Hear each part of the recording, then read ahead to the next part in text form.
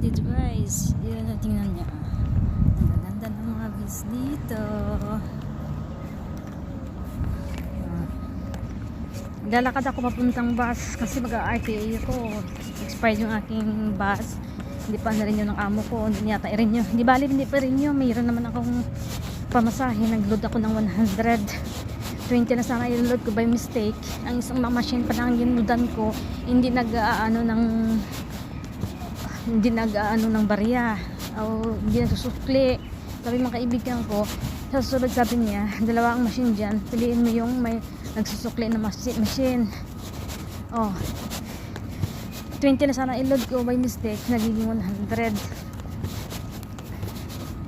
kasi napindot ko yung yung check.